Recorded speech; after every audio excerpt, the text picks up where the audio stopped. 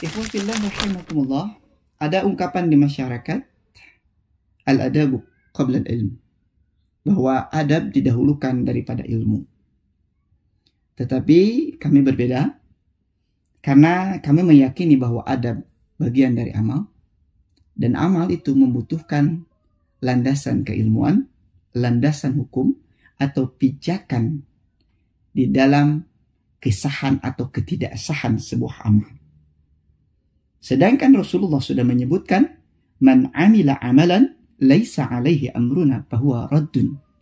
Maka barang siapa yang beramal tanpa ada perintah dari kami, atau tanpa ada rujukan dari kami, bermakna dari Allah dan Rasulnya, dari sunnahnya, maka raddun, maka itu tertolak. Karena ada bagian dari amal, maka ketika adab tidak memiliki pijakan hukum, landasan ilmu yang benar dari Allah dan Rasulnya, maka walaupun orang atau manusia menilai itu baik, tapi ketika tidak dipijak atau tidak didukung oleh ilmu, maka itu tertolak. Maka oleh sebab itu kami meyakini bahwa ilmu lebih utama daripada adab, karena sejatinya ilmulah yang akan mengantarkan kita kepada adab yang mulia, adab yang baik.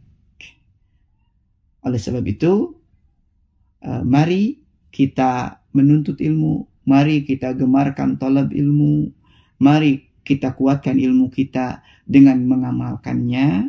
Kemudian juga dengan ilmu ini kita jadikan pijakan dalam beradab, dalam melakukan perbuatan apapun itu, hatta adab, tata krama, sopan santun, dan lain sebagainya. Fata'ala Allahul Malikul Haqq, wa la ta'jal bil Qur'an min qabli an yuqda ilayka wahyuh, wa qur rabbi zidni ilma.